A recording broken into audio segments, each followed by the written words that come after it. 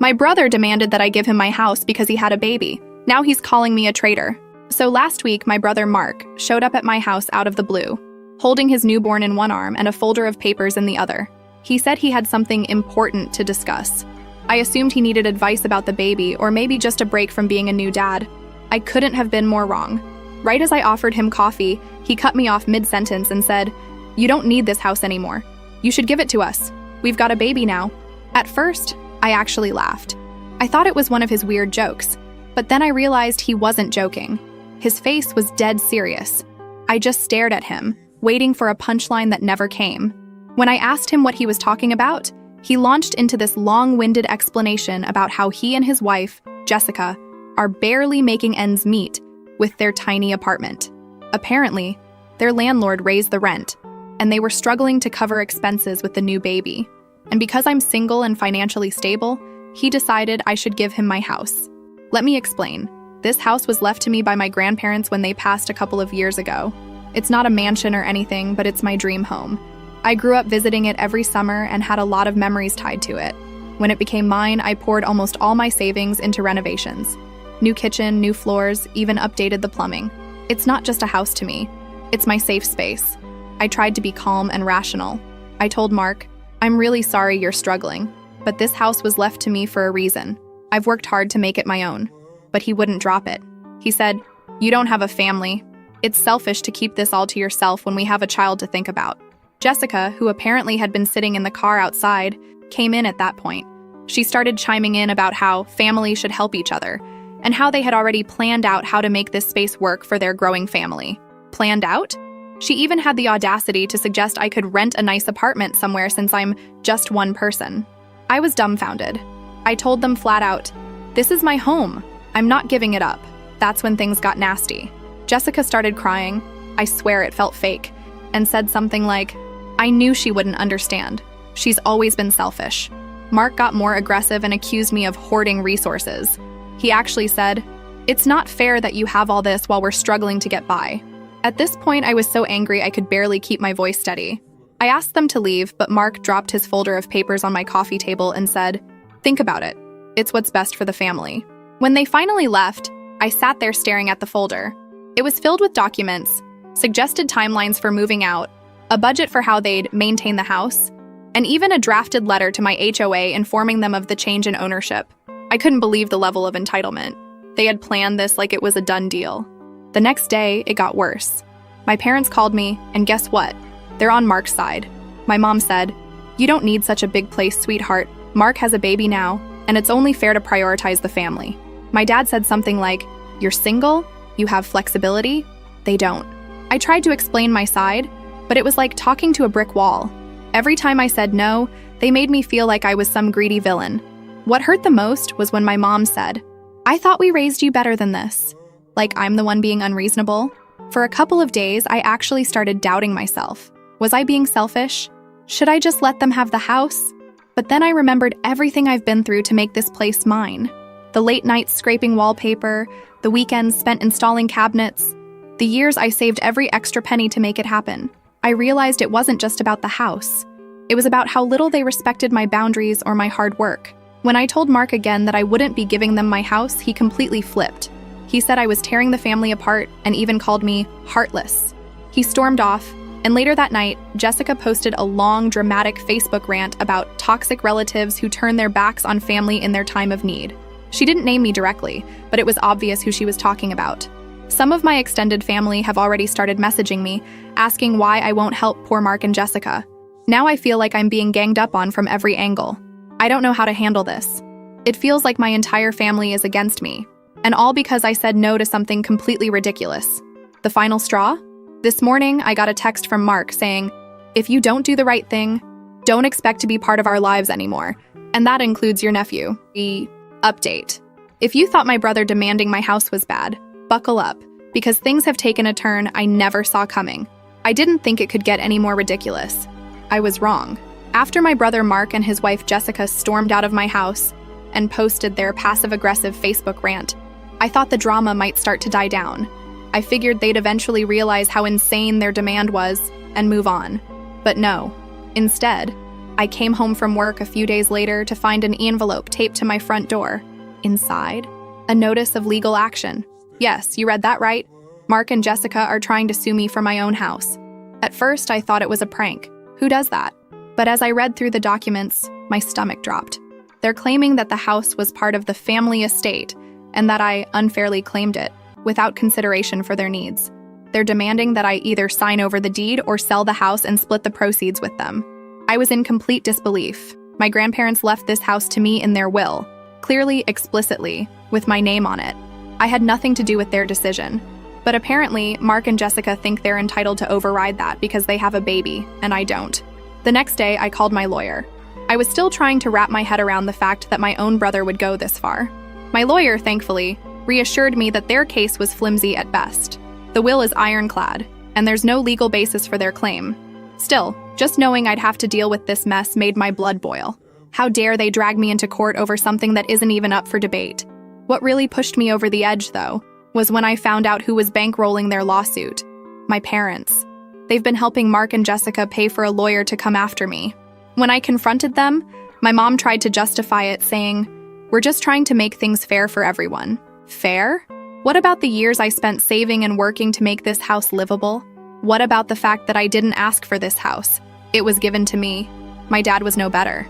He told me, "We just don't want to see Mark and Jessica struggle. You're doing fine on your own." I couldn't believe what I was hearing.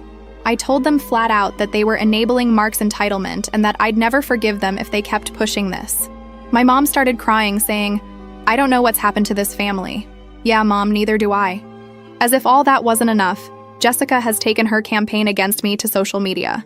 She's been posting all these sob stories about how heartless I am for hoarding the family home, while their baby is crammed into a tiny apartment. She even posted pictures of their apartment, making it look worse than it is, along with a caption like, "All we want is a safe space for our baby." Is that too much to ask?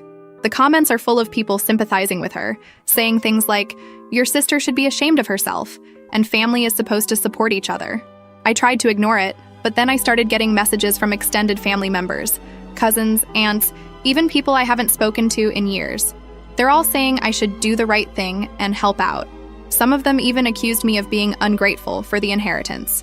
It's like they've completely forgotten that this is my house. At this point, I feel like I'm losing my mind. Every time I try to explain the situation, I'm met with guilt trips and accusations. It's not just the lawsuit or the social media drama. It's the fact that my own family has turned against me. I feel like I'm fighting a battle I never asked to be part of. But then, things took an even darker turn. While going through the legal documents again, I noticed something odd. Buried in the paperwork was a mention of a family agreement that I supposedly signed, stating that the house was meant to be shared. I was confused because I've never signed anything like that. When I showed it to my lawyer, he confirmed what I was already suspecting. The signature was forged. I was livid. Who would stoop that low? My lawyer said it was likely Mark and Jessica, but proving it would take time. Meanwhile, they've been telling everyone I'm dragging out the legal process just to spite them. As if that wasn't enough, I recently found out that Jessica has been lying about their financial situation. A friend of mine saw her at a high-end baby store, dropping hundreds on designer nursery furniture. She's also been posting photos of their struggles on Facebook, right alongside pictures of fancy dinners and spa days. So much for barely making ends meet. I'm starting to wonder if this was their plan all along. Did they see me as an easy target? Did they think I'd just roll over and hand them the house to avoid conflict? The thought makes me sick. I've always tried to be there for my family, but this feels like a betrayal I can't come back from. The lawsuit is still ongoing, but my lawyer is confident we'll win. That said, the damage has already been done.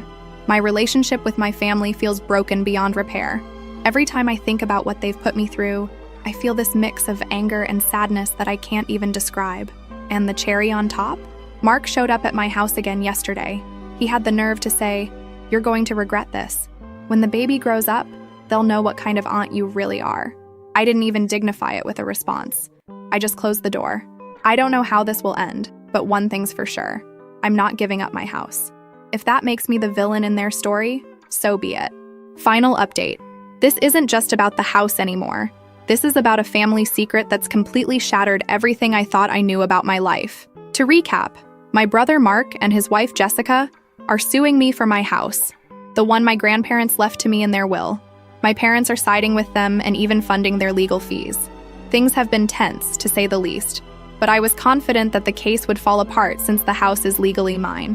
What I didn't expect was for this fight to unearth a secret that would change everything. It started a few weeks ago.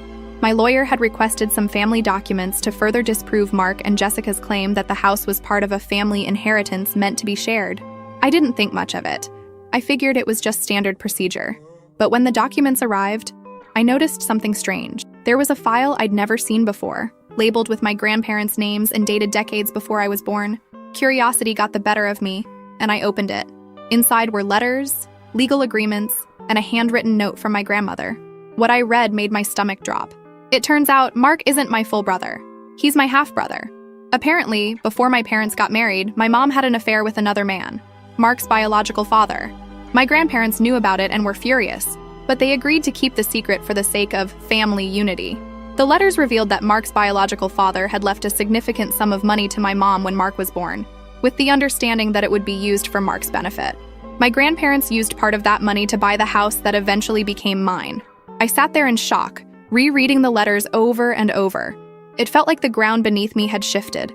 My entire life I believed we were a normal family, well, as normal as families get.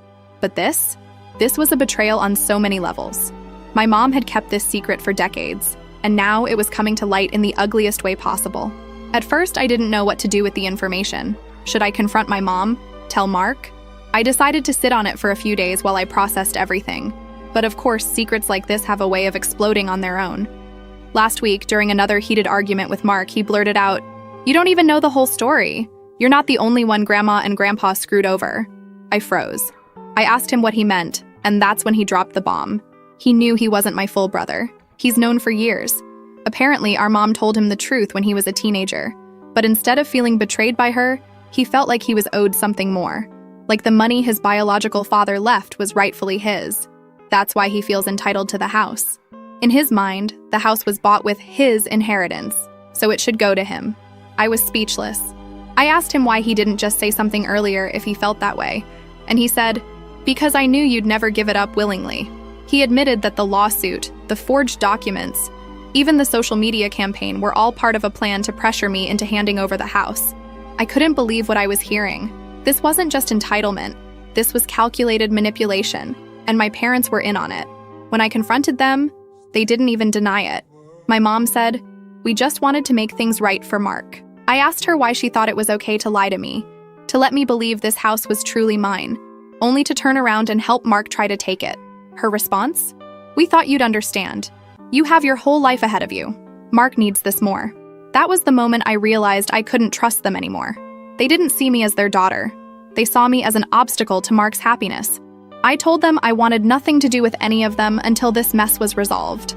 Since then, I've been going through a whirlwind of emotions: anger, betrayal, sadness.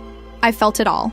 But I've also started to feel a strange sense of relief. At least now I know the truth. I know why my family has treated me like an outsider, why they've always bent over backward for Mark while expecting me to fend for myself. It doesn't make it hurt any less, but it gives me clarity.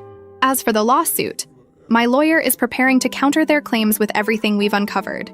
The forged documents alone are enough to sink their case, and I'm considering pressing charges for fraud. Mark and Jessica are doubling down, though. They've been telling everyone I stole Mark's birthright. Some of our extended family has turned against me, but others have started to see through their lies. The house is still mine, and I'm not letting it go. But the cost of keeping it has been higher than I ever imagined. My relationship with my parents and Mark is completely destroyed.